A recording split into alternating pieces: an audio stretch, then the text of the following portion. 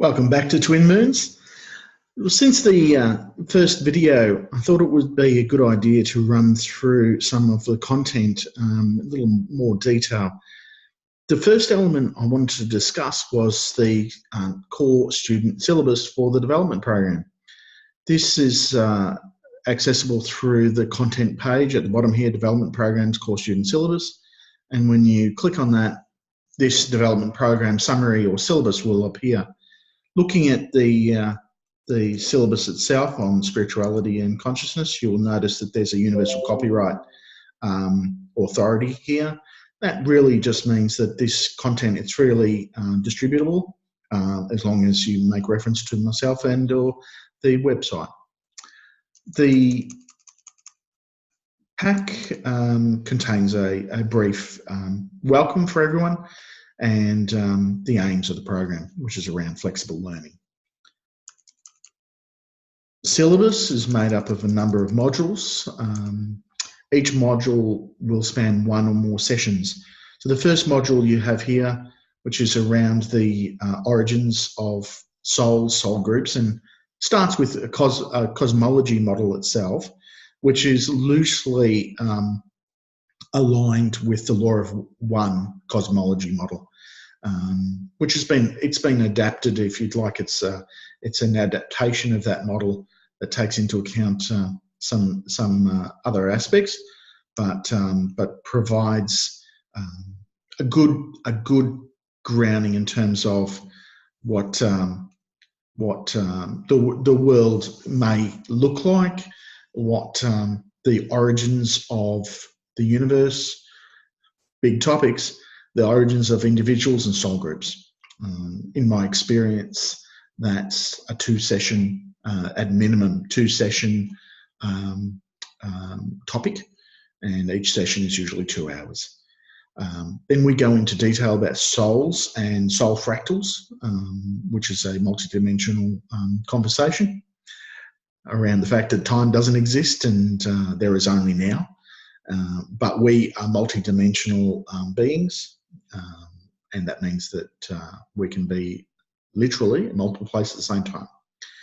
We'll talk about that multidimensional nature, soul groups, and one of the key aspects that we face with and learn here in third density and 3D environments, third dimensional environment, is duality. So where we come from, there's no such thing. Everything is consistently a part of the whole, and we all have a single point of origin. And so the concept of duality, good, bad, right, wrong, doesn't exist. So you need to learn it to be able to understand it from a consciousness perspective. Then we'll talk about consciousness. Now, reincarnation is a topic. Some individuals may not have a belief in reincarnation, and it's important for anybody who's going through this development program to understand that there's no one answer. There's no right or wrong. It's only what's right for me or what's right for you.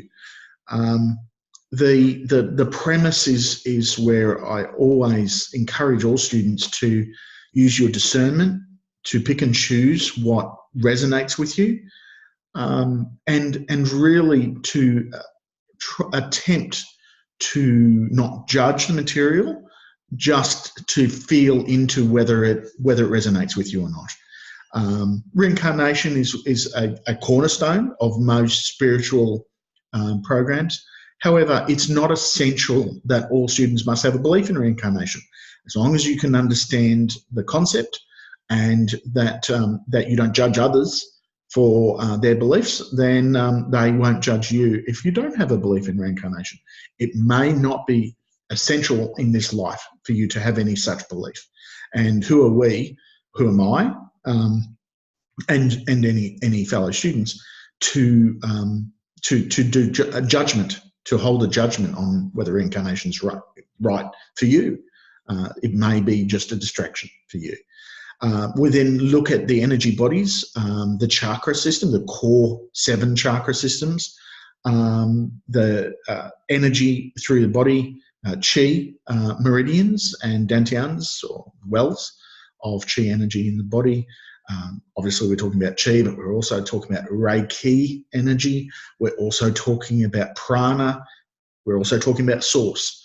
These are interchangeable terms. We're talking about energy.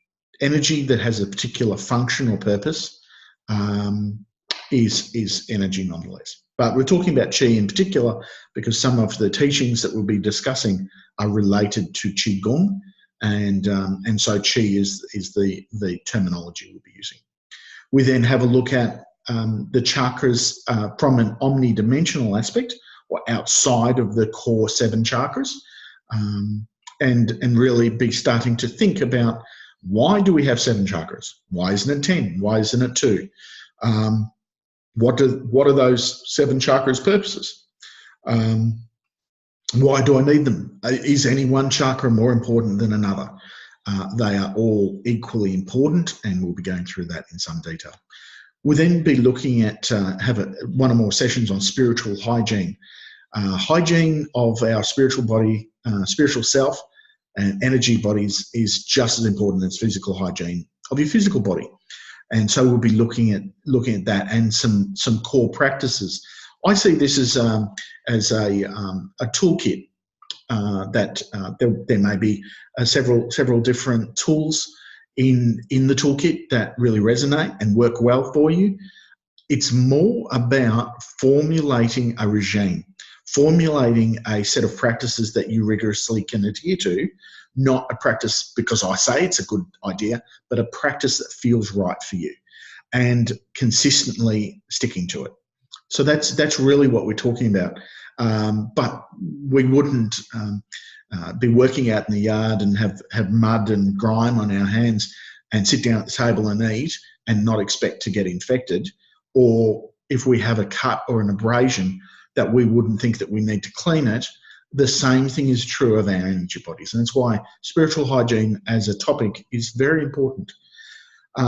We then will look at the reasons why we're here. And I say reasons plural because there's never just one reason. We'll be talking about our mission or missions, our contracts that we've engaged other parties in terms of coming here and setting up our life plan and the blueprints for our existence. And one of those is the concept of the fact that we're having a human experience, so we fit within the human blueprint. And this also relates to the various modes of learning that you wish to experience. Obviously, we have male and female energies, masculine and feminine, divine masculine, divine feminine. We have 2 sexes that you can incarnate in or choose or just happen to be born into. But there's also the stereotypical aspects of our blueprints. For instance, we may see a aspect of our life that aligns to the hero's journey as a model. We might see that we are in a life where we're fulfilling a role of a particular archetype. And these archetypes, the kingly archetype, the apprentice, the master, the magician, and so forth, that really provide, with understanding, provides a little bit of a foundation for what your life may be like once you identify which archetypes are active in your life, and you may switch from one to the other. So we'll also be looking at the veil. The veil is what separates us from all the rest of what we are when we incarnate. If we have this fundamental belief in reincarnation, then we have done it before. We will do it again, and we will incarnate as many times as is necessary for us to fulfill the growth that we want to achieve or fulfill our missions. Um, where is all that knowledge? Where is all that experience and know-how? It's not available to us here when we're born. Therefore, it must be separate from us, and it must be being maintained separate from us by some construct. And that construct, we'll give it a term. We'll term it a veil. So a veil separates us from the information of and our experience that we possess. Why? Because if we had all of that available to us, we wouldn't be learning and doing what we need to in our life. We're here for a purpose. We're here for a reason. It doesn't mean that we'll never gain access to some of that knowledge. And this topic is a really big one. Our DNA and its relationship to our energetic bodies, big topic. Missions, starseeds, the concept of a starseed, the different starseed missions, including being a solo starseed, and the new human mission, followed by the 6 stages of our journey. Future topics, we'll be talking about the Law of One, which for those who don't know, Law of One is both a belief system and a compartmentalized, channeled work of knowledge that may be viewed as guidance or guidelines. They aren't. It is not a religion. It is not mandatory to follow. It is simply information that can help one to understand, to get a framework for understanding life. The concept of Law of One, it has persisted long before its recent channeling, which was in the early 1980s, where it was made available to a small group of academics who were very interested in pursuing a formulaic approach to channeling, and went about doing that, and came in contact with a group consciousness that sticks rigidly to the law of free will, and but was very, very happy to impart some awareness about the fact that we are all one. We're all one and the same.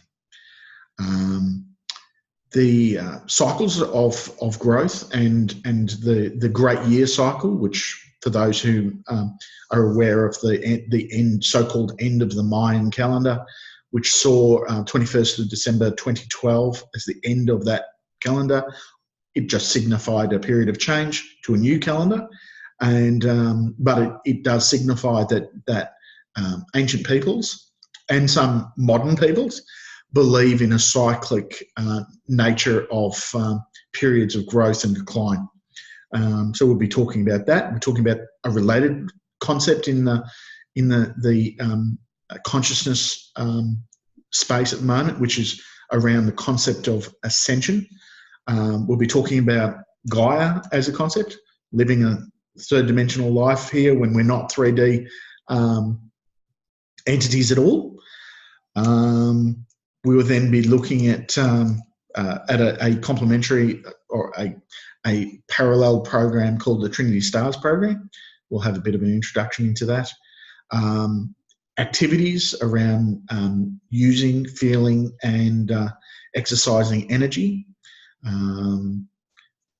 Concepts, metaphysical concepts such as protection, healing, channeling, linking to source, and so forth. More about soul and spirit, about what the energy, so-called energy and vibration is all about. Relationships between DNA and soul, templates, Akashic records, Kahonic memory, and alignment and affinity between our energy bodies. Solar cycles, again, more about cycles. Out-of-place artifacts, past civilizations. That's really talking about the cyclic nature of civilizations arising and declining. Even in the modern era, we've seen civilizations come and go. All we're talking about is civilizations that existed before the last major flood, which happened to correspond to the end of the last ice age, and specifically the end of a period, glacial period called the Younger Dryas, which is important to note, based in rigid and very well researched science. This is here when we're talking about the flood. While it's well known in the Bible and other sources, I'm referring to actual documented mass flood scenarios, which have been recorded in all modern civilizations have a story of a flood, but here we're talking about the science, and the science talks about the end of the Ice Age and some impacts and stellar situations that occurred, which caused global inundation. That goes coupled with past civilizations, the electroplasmic concept or theory of the universe, which is not a theory. It's now been shown to be more realistically a better model to describe the universe than a gravity-only based universe. Sacred geometry, very big subject on that. Remote viewing. Lots of interest in remote viewing at the moment, which I think people will enjoy. Concepts of channeling and that what that means. And many think of channeling, they think of transmediumship. There are many forms of channeling that we'll be looking at. Light language, for those who have heard of it, and if you haven't, some very interesting aspects there.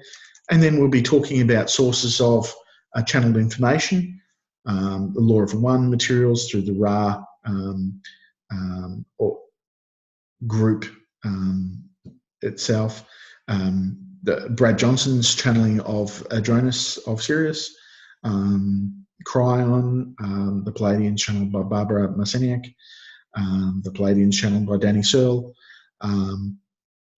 Tolik and the Andromeda Council, Adona, the Galactic Council, and Andronicus from Andromeda. Important to note, these names that are adopted by channeled entities or individuals, they are simply name constructs or tags that the entities that are being channeled decide to use based on the language of the individuals that are doing channeling. Remember that many of the individuals that are channeled they don't speak English. They don't necessarily have a name that is even pronounced like ours. It may be sound. It may be a concept. It may be an image or a picture. So don't get caught on the names themselves. We'll also be talking about people that have experienced various extraordinary circumstances or events. Some research and journalism is a very important topic. So we're talking about some independent journalists and researchers, and then those that disclosure in depth, which will really be talking about whistleblowers, those that have come forward with information, and finally sets of researchers that are very active in the space. So that's effectively the program. This particular pack also has some extra materials. One slide here that I'll talk about. We often, in Western civilization particularly, we're very focused on IQ. And we're focused on the intellect, intelligence, and that's all left brain activities. Excuse me. What we will really be more focused on is the balance between IQ, emotional intelligence, or EQ, traditionally right brain, and spiritual intelligence, which is combining both, and it's whole brain intelligent participation. So we get out of this concept of just being in ego-based intellect or being in a purely emotive, feeling-based framework. We're talking about spiritual intelligence, which combines both. So I hope that provides some guidance and clarity in terms of what the development program is like. This is the first major development program. There may well be tailored or additional development programs going forward. But if you have any questions, please send them to info@twinmoons.net, and I'll be happy to answer any questions that you have. And if you're interested in participating, please do drop me a line. Well, on that note, I will say goodbye, and I look forward to talking to you sometime soon.